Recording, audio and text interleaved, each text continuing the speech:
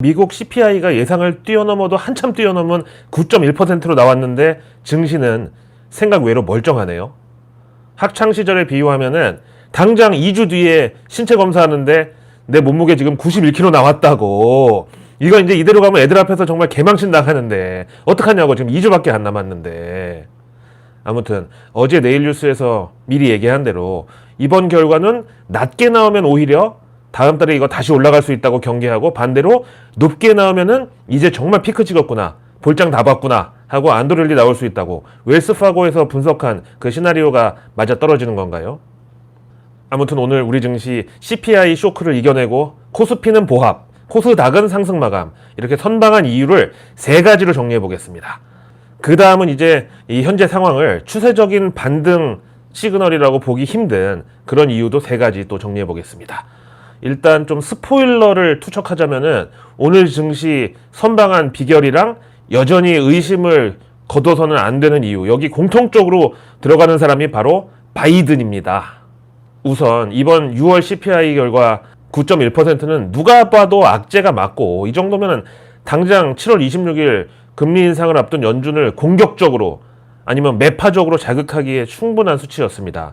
그런데 왜 K증시는 오늘 이걸 극복하고 저렇게 선방을 했느냐. 진짜 이제 인플레이션 공포는 정점을 찍고 끝났다고 받아들여도 되는 건가. 먼저 오늘 우리 증시 상승의 1등 공신이 바로 바이든이라고 생각합니다.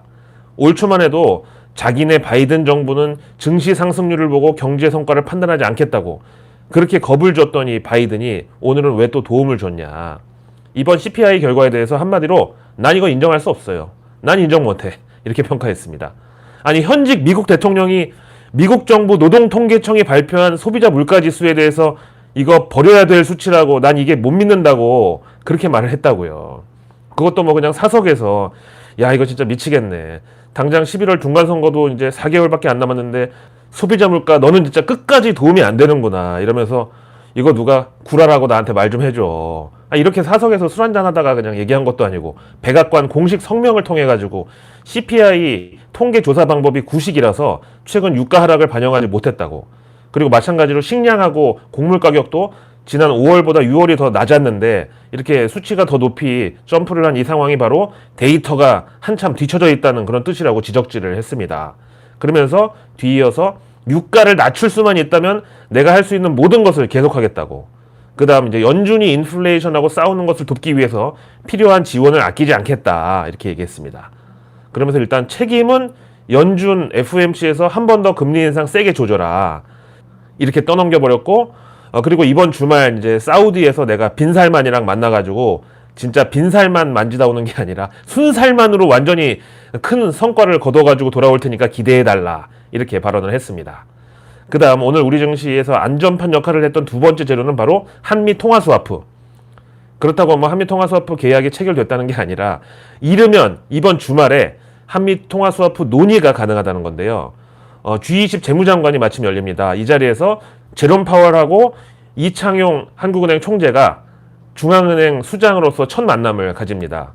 거기다가 오늘 이창용 하는 총재는 다음 주에 제닛 옐런 재무장관이 이제 방한하는데 그 자리에서 한미 통화 스와프 논의가 있을 수 있다, 이런 기대를 밝혔는데, 물론 한미 통화 스와프는 미국 재무부가 하는 거기 때문에 미국 측에서는 연준, 우리 측에서는 한국은행이 계약 체결하는 거지만 이번에 옐런을 한국은행이 붙잡고서 통화 스와프하자 이렇게 얘기는 못하고 대신에 추경호 경제부총리가 만나가지고 옐런하고 양국 간 외환시장 안정을 위한 방안을 나눌 수 있다.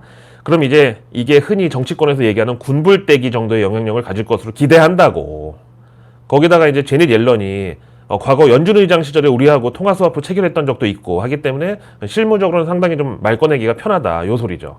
다음 세 번째, 오늘 우리 증시가 CPI 쇼크에도 충격받지 않고 건재했던 비결 세 번째는 정책당국에서 금융시장 건전성을 위해서 뭔가 제대로 된 역할을 해줄 것이라는 기대감입니다.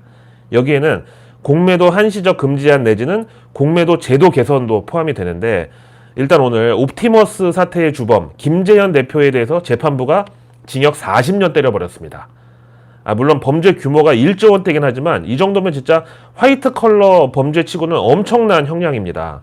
이 사람 나이가 52인데 40년형이면은 사실상 종신형 내지는 진짜 아파가지고 죽기 직전에만 형 집행정지 받아가지고 나올 수 있는 그런 형을 중형을 때린 겁니다.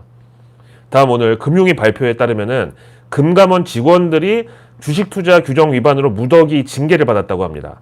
또 이제 뭐 고양이한테 생선을 맡겼네 이런 비판이 당연히 있을 건데, 일단 금감원 직원은 주식 투자를 하려면은 당국에 신고를 먼저 해야 되고, 그 다음에 이제 매매 명세를 또 통지해야 되는데, 여기서 자본시장법 위반이 발생했다고. 근데 지금 정권 초창기기도 하고, 또 평소 같으면 그냥 내부에서 적당히 경고 주고 넘어갈 일인데, 이번에는 이례적으로 과태료 처분하고 행정 조치 들어갔고, 요거를 외부에 공표까지 했다는 게 이례적이죠. 그러면서 어제 김주현 금융위원장이 시장 상황 봐서 공매도 금지 조치 가능하다고 발언한 게 재조명받고 있습니다. 금융당국이 저렇게 원칙주의로 나간다고 하면은 외국인하고 기관에만 유리한 현행 공매도 제도의 불평등도 이번 기회에 충분히 개선할 의지가 있다. 이런 기대감이 다시 수면 위로 떠오른 거죠. 그럼 아직도 현재 증시 분위기에 안심해서는 안 될 그런 반대의 이유 3가지도 보겠는데요. 여기도 제일 처음 바이든이 장식을 했습니다. 일단 바이든 대통령의 첫 중동 순방이 현재 진행 중입니다. 이번 순방에서 제일 중요한 일정은 누구나 알고 있듯이 사우디 빈살만 국왕하고의 만남. 중동 최대 산유국 사우디가 이번에 원유 증산만 흔쾌히 동의해 준다면은 미국은 일단 그 물가에 있어서 한시름 놓을 수가 있죠. 그리고 바이든 개인적으로도 이번 11월 중간선거를 앞두고 가장 큰 숙제가 지금 물가 안정인데, 거기 또 가장 큰 영향을 미치는 게 바로 휘발유 가격이고, 또 그걸 움직이는 게 바로 사우디다. 그래서 일단 이번 바이든 중동 순방의 관전 포인트는 과연 바이든하고 빈살만이 단독 회담, 그러니까 둘이서만 따로 만나는 자리가 마련될 것이냐. 여기다 또 직관적으로 진짜 중요한 거는, 원래 바이든이 기본적으로 스킨십을 대단히 중요시하는 사람이거든요. 근데 사우디 빈살만하고 만나는 자리에서 악수를 할 것이냐, 아니면 더 나아가서 허그까지 하고 어깨에 막 쓰다듬는 거기까지 갈 것이냐, 아니면 그냥 피스트 범프라고 그러죠. 우리말로 이게 주먹, 주먹 악수. 이 정도로 그냥 소극적으로 나갈 것이냐. 이것도 아니면 특이하게 서로 어떤 승리를 다짐하는 하이파이브를 할 것이냐. 이게 또 중요합니다. 근데 지금 여기에 대해서 워싱턴에서는 조금 불길하다는 그런 반응이 있는데, 바이든이 이미 지금 중동 도착해가지고 이스라엘 먼저 방문하고 여러 국가 정상들 만나고 돌아다니고 있는데, 이번에 중동 가는 비행기 타기 직전까지 미국에서는 악수 잘하고 막 허그하고 막 잘만 이러다가 갑자기 지금 바이든이 중동 도착한 이후부터 심지어 이스라엘 같은 중동 최대 우방국 대통령과도 악수를 안 했어. 그냥 아까 얘기한 피스트 범프, 주먹치기만 했다고요. 이게 뭐 코로나 재유행 때문이라고 구실을 대는 것 같은데, 이거는 지금 약간 불길한 이유가 사우디 빈살만이 양측 그 외교 의전 이런 거 협상하는 과정에서 조금 삐딱하게 나오지 않았을까. 그래서 다른 나라 정상들이랑은 다 악수하고 그랬는데, 빈살만 만나가지고는 빈살만이 만약에 악수 대신 주먹을 내밀 경우에 바이든이 외교적으로 굴욕당하는 거니까 아예 그냥 전부 주먹치기로 애초부터 그냥 통일하는 게 아니냐. 이런 불길한 해석이 있습니다. 일단 이번 바이든 중동 순방의 목적이 걸프 협력회의 GCC 플러스 3, 여기 이제 3개 국가는 이집트, 이라크, 요르단인데, 여기 이제 참석자 바이든이 가는 건데, 장소가 사우디 제다란 말이에요. 그리고 일정은 이제 시차 감안하면은 우리 금요일 새벽, 그러니까 개장 전인데, 아마 금요일 아침에 일어나 보면은 결과를 알 수가 있겠죠. 바이든이 빈살만하고 단독 회담을 진짜 했는지, 아니면 인사만 했다 그러면 어떤 스킨십 정도 수준으로 했는지. 참 진짜 별걸 다 우리가 챙겨봐야 되는 그런 시대에 살고 있는데, 하여튼 이번에도 또 느끼는 거는 정말 조상이 돌봤다는 말이 괜히 있는 게 아니다. 아무리 뭐 머리 좋고 근면 성실하고 뭐 사람 됨됨이가 어쩌고 이런 거 다 떠나서 그냥 자원이 무기고 깡패다 이거죠. 다음 두 번째 우리가 여전히 경계감을 유지해야 되는 이유는 뭐냐면은, 미국 소비자 물가에서 개솔린, 그러니까 휘발유 가격만 빼면은 다른 건 뭐 별로 안 높은 것처럼 말을 하는데, 실제 미국 중산층의 형편은 이미 매우 상황이 악화되어 있다는 거. 왜냐하면 미국은 거의 대부분의 서민들이 월세로 거주하기 때문인데, 이번 CPI, 그러니까 소비자 물가에서 3분의 1을 차지하는 게 바로 주거비거든요. 근데 이 주거비가 최근에 미국에서 급등하고 있답니다.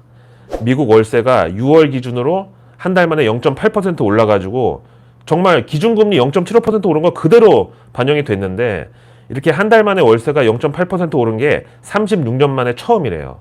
연간으로는 5.8% 상승률을 기록하고 있고, 근데 전체 미국인의 36%가 월세를 산대. 부동산 정보 사이트 레드핀에 따르면은 미국 월세 중간값이 2,000달러, 우리 돈으로 262만 원이에요. 이것도 역시 작년 대비해서 15% 오른 건데 앞으로 더 올라갈 것 같다고. 그럼 미국 국민 10명 중에 4명이 매달 월세 262만 원을 기본으로 깔고 가는데 이게 더 올라갈 전망이다. 근데 여기서 유가가 조금 떨어진다고 해서 도대체 뭐 얼마나 크게 서민들의 삶이 개선된다는 말이냐 이거죠. 그래서 우리가 경계를 늦춰서는 안 되는 이유 두 번째 또 포함할 게 연준 비둘기파들의 배신.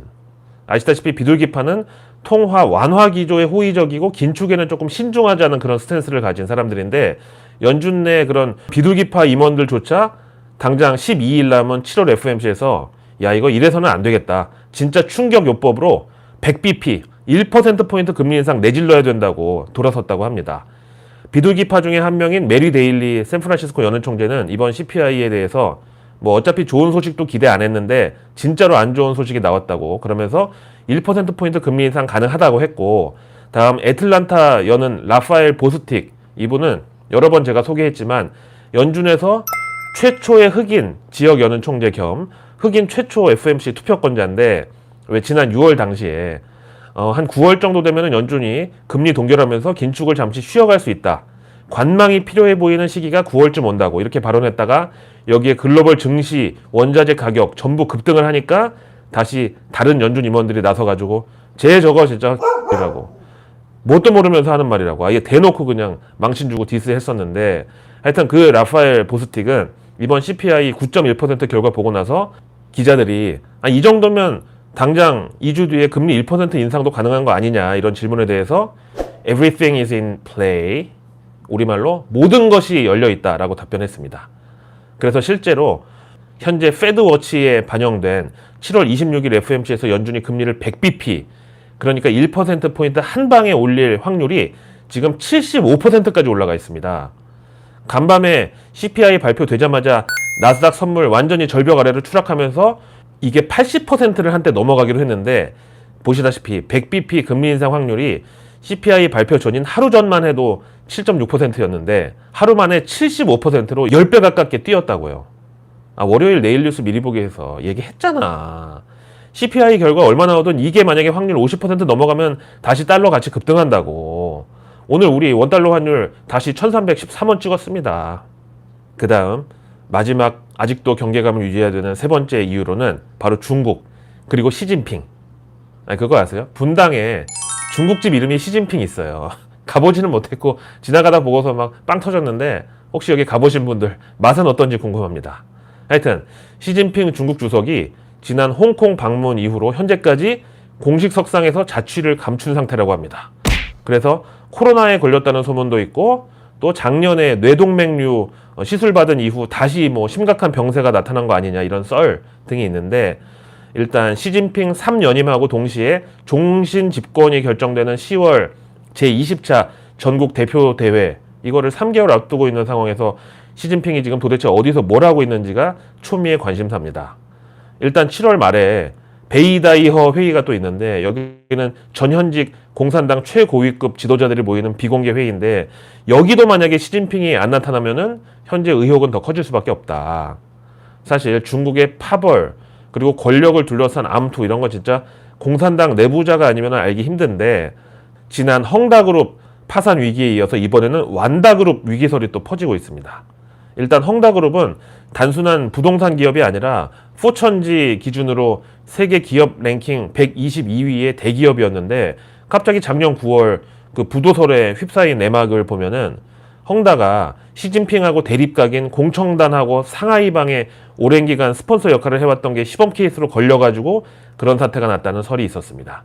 근데 이번에 완다그룹은 상업용 부동산 업계에서 헝다보다 규모가 더 클 뿐만 아니라 회장 그 왕젠린이 시진핑하고 같은 태자당 소속이란 말이에요. 그래서 정치적으로도 문제될 게 없는데 갑자기 왜 지금 파산설이 나오냐. 완다의 왕젠린 회장이 태자당 내에서도 또 시진핑하고 경쟁 구도에는 보시라이에 붙었기 때문이라는 거. 근데 그 보시라이가 중국 공안을 컨트롤하고 있는데 이번에 갑자기 시진핑이 보시라이 핵심들을 숙청하면서 이 보시라이를 손에 넣었고 완다그룹 왕제닌이 최근 공안 당국에 구금됐다고 합니다. 회장 잡혀가고 지금 아수라장이 돼 있는 완다그룹이 이번 7월에 만기 도래하는 채권이 1억 2천만 달러 정도인데 이거 상환이 힘들 것 같다고 하고 있고 또 완다그룹의 국내 채권을 가진 중국 지방은행들하고 완다그룹 역외 채권 65조가 풀려있는 홍콩 금융시장까지 이 파급력이 미칠 것이라는 소문이 돌고 있습니다. 하여튼 알리바바 마윈 회장도 한번 잡혀갔다 왔지만 중국 기업들 뭐 상장하고 파산하고 이런 거 전부 보면은 기업 자체의 어떤 그 경쟁력보다는 무조건 오너의 정치적 파벌과 연결되어 있다고 보면 됩니다. 그 다음 번외로 하나 팩트체크가 필요한 재료가 있는데요. 오늘 경제 관련 커뮤니티를 중심으로 블룸버그에서 특집 기사로 분석 나온 게 이게 막 퍼지고 있는데 글로벌 전체에서 파산 위험 50개 국가를 지정했는데 여기 우리 대한민국이 들어갔다. 이거에 대해서는 애초에 블룸버그가 파산 위험 50개 국가를 지정한 게 아니라 이머징에 속한 50개 국가를 전수조사한 결과를 내놓은 건데 여기 한국이 들어간 거는 팩트입니다. 근데 다른 나라들은 뭐 이번에 IMF 구제금융 신청한 스리랑카도 있고 이집트도 있고 이런 데 다 들어가 있고 심지어 이스라엘, 사우디, 중국도 여기 들어가 있어요. 그리고 뭐 전기요금 무료여가지고 사람들이 외출할 때는 에어컨을 켜놓고 나간다는 그 중동 산유국 쿠웨이트하고 카타르까지 다 들어가 있습니다. 근데 여기 들어갔다고 굴욕이 아니라 다행인 게 있는데 우리 대한민국의 디폴트 위험을 해지하는 CDS 프리미엄 5년물 스프레드가 여기 나온 50개 국가들 중에서 우리가 제일 낮아요. 그러니까 우리가 이머징에 속해 있는 50개국 중에서 부도 위험성이 제일 낮은 나라라고. 심지어 산유국인 사우디 아랍에미리츠보다도 낮고 이스라엘보다도 우리나라 부도 위험성이 더 낮다고요, 확률이. 그래서 내일 뉴스는 내일 보면 너무 늦습니다. 구독과 알림 설정만으로 아직 나오지 않은 오늘 뉴스도 아닌 내일의 뉴스를 매일 저녁 여러분들의 안방에 제가 직접 배달 갑니다. 내일은 7월 15일 금요일 되겠습니다.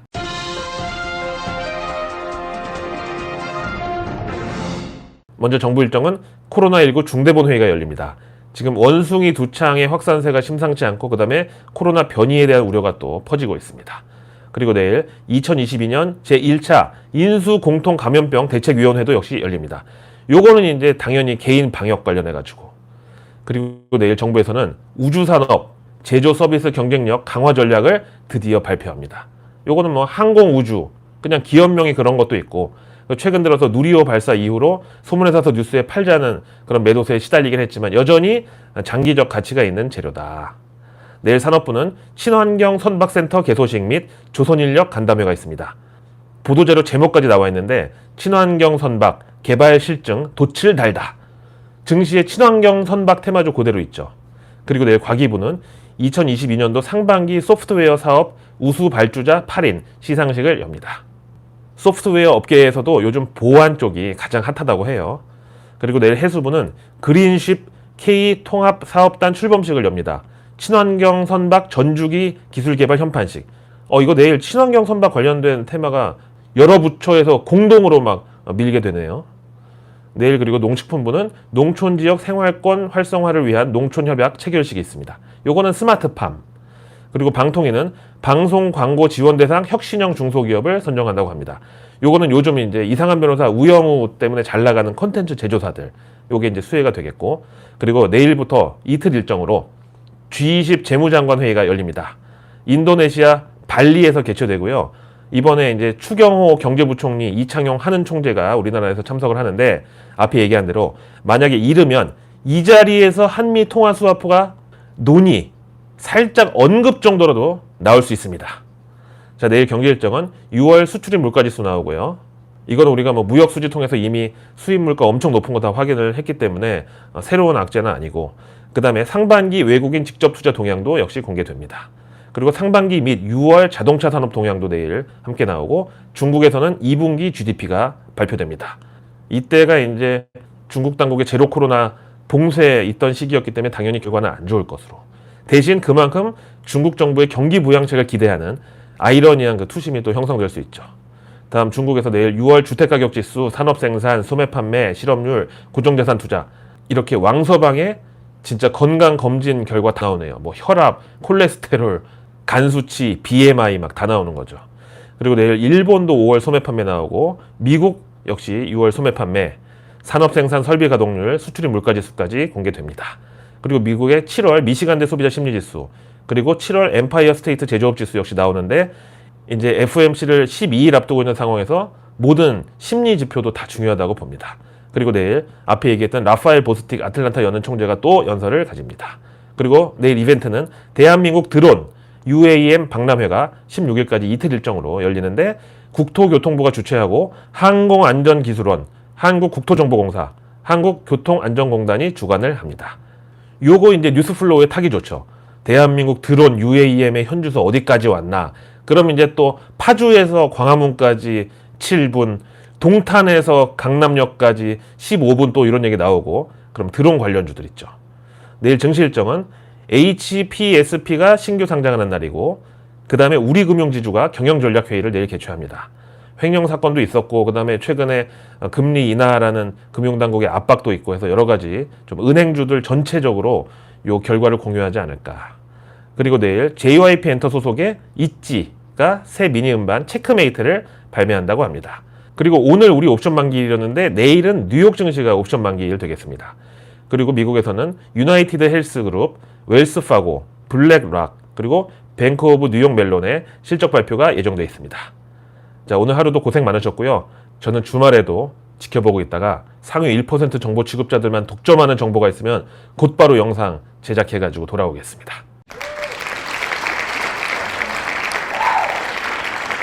고맙습니다.